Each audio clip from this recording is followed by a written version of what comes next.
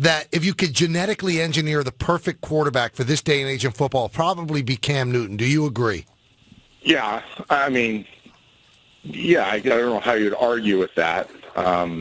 His ability his transition into becoming a high-level processor and master at the line of scrimmage the last calendar year has been remarkable. I mean, here's a guy that last year struggled with two-play checks at the line of scrimmage, oftentimes got into the wrong play, really was kind of figuring it out after the ball was snapped, to a guy that just dominates before the ball snapped, getting him into great plays, getting him into great looks, basically be an extension of offensive coordinator Mike Shula on the field.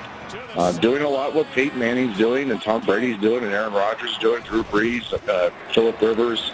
Has just been mind-boggling. And then you add Superman-type physicality to it. And I mean, it's easy to say, that's the new era of quarterback, but there's only one Cam Newton. I don't see another one coming up the pipeline anytime soon. So the only thing I would be concerned with is just the inexperience in this spot, right? I mean, Cam Newton, he's been a big-time player in college, in the NFL, but he's going to play in his first Super Bowl. You were in that exact same situation. Can it be overwhelming for a guy like this?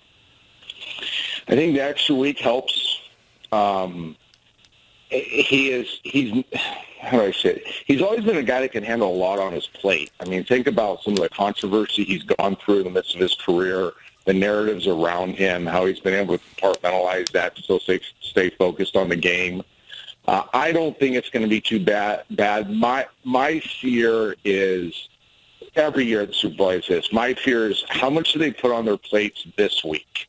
The week off, do they wear themselves out with appearances and moving and tickets and, all the opportunities that are out there, which drains you physically, emotionally, mentally going into next week of preparation. I wouldn't suspect that would be an issue with Cam, but it's always a concern for a new first-time Super Bowl quarterback. I had great people that called me, gave me that advice to make sure I didn't do it.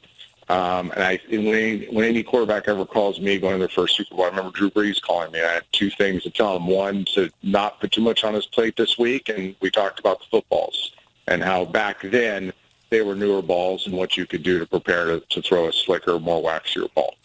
Now let's go to the quarterback that lost the NFC game. Trent, I picked the Panthers yesterday because the week before it just looked to me that Palmer was overwhelmed. And it even said things like, I wanted this so badly. Well, if you wanted that badly, how badly did you want yesterday? I just think he looked lost. What's your take? He looked rattled, and I really didn't expect it. I picked the Cardinals. I thought it was a coin flip game. Obviously, it looks really stupid now, but I didn't think he would get overwhelmed. I thought he would learn his lesson, how to deal with some of those nerves and high expectations and what I call try too hard experiences from last week.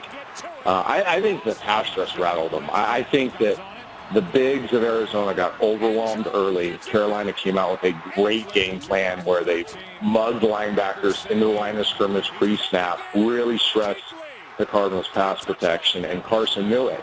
And there were times he had more time to throw the ball than he acted like he had. I think he was seeing ghosts because of the pressure looks and what was going on up front, and it really forced him to get rid of the ball earlier than he wanted to.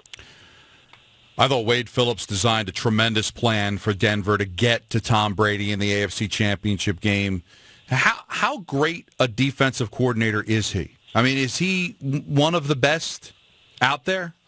Yes, I think he's one of the all-time best. Only played against him a few times, but each time I did, it was a nightmare because most of what they do stays consistent week to week. They have their base package, which is very good, very sound, and you know what's coming. But he always adds 2 or 3 wrinkles to take advantage of how you're preparing for the base package.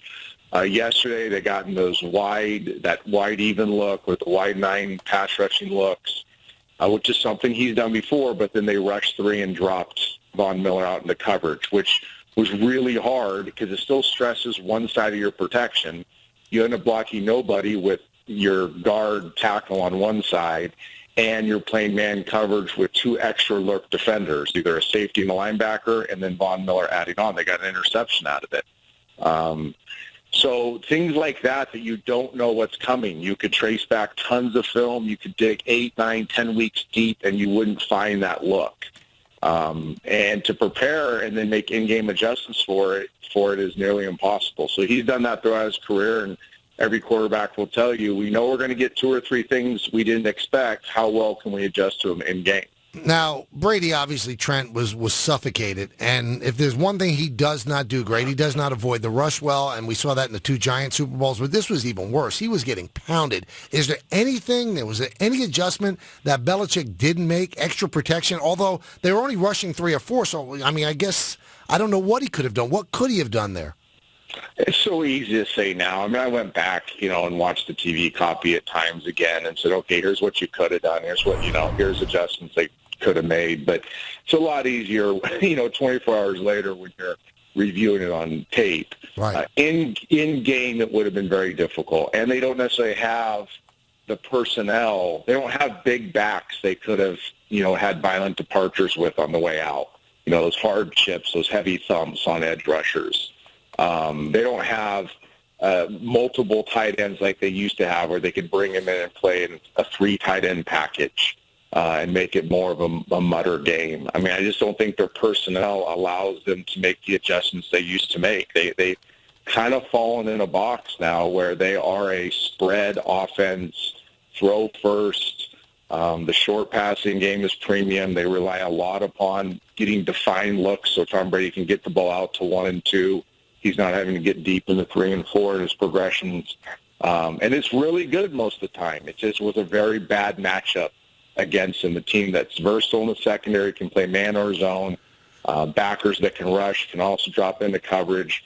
And then the interior 2 guys that are really the difference makers. Like because you have to be so concerned with your edge pass rushers when you're having to single those guys inside. I mean, Wolf dominated the first 3 series of the game before he got hurt.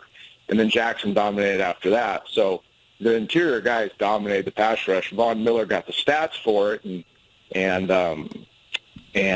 sorry, the other pass rushers slipping my mind right now. 94 benefited. DeMarcus Ware. DeMarcus Ware, thank you. But the inside guys really were causing the most havoc.